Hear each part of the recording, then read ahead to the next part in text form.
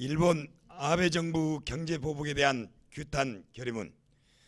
지난 2018년 10월 30일 대한민국 대법원 일본 기업들을 상대로 일제 강점기 강제징용 피해자들에 대한 손해배상 판결을 내렸다. 그리고 지난 7월 1일부터 일본 아베 정부 경제보복이 시작됐다.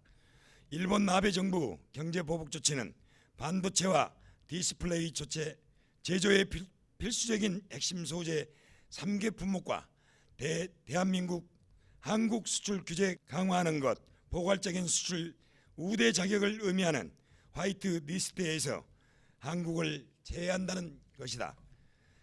양천구의 의원들은 일본 아베 정부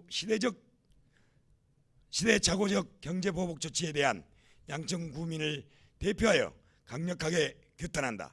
또한 일본 아베 정부가 상식적인 정부로 복귀할 것을 강력히 촉구한다.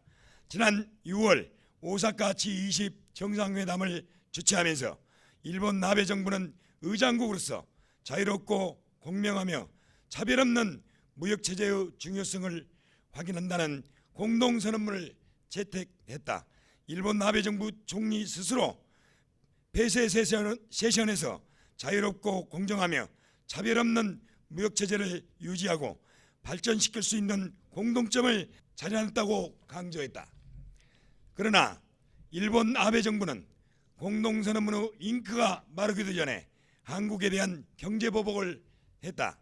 아베 총리 스스로도 한 말을 받고 뒤집어 한국에 대한 경제 공격을 시작했다.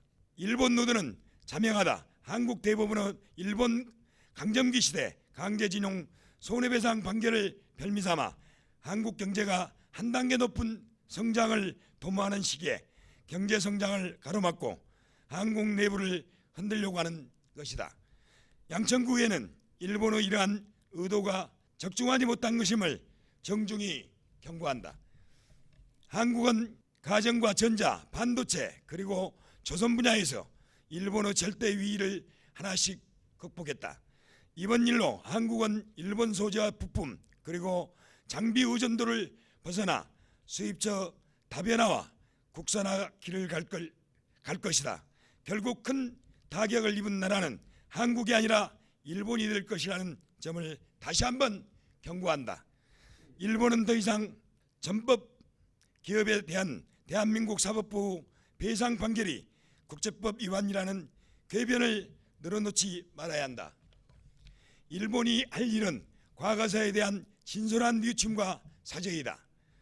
국제경제를 혼란에 빠뜨릴 경제보복이 아니라 자유롭고 공정하며 차별 없는 무역체제로 돌아오는 것이다. 위 두 가지 행동을 취할 것을 엄중하게 경고하면서 양천구의 의원들은 양천구민을 대표하여 다음 사항을 이행할 것을 강력히 촉구한다. 하나, 일본 아베 정부는 오사카 G20 정상회담 공동선언문과 WTO 협정에 위배되는 경제보복 조치를 당장 중단하라. 하나, 일본 아베 정부는 더 이상 과거사를 왜곡하지 말고 강제동원 배상 판결을 즉각 이행하라. 하나, 아베 정부는 과거 전범 국가로도 배상과 보상을 국제사회에 대한 책임감 있는 행동을 즉각 이행하라. 2019년 7월 26일 서울특별시 양천구의 의원 일동.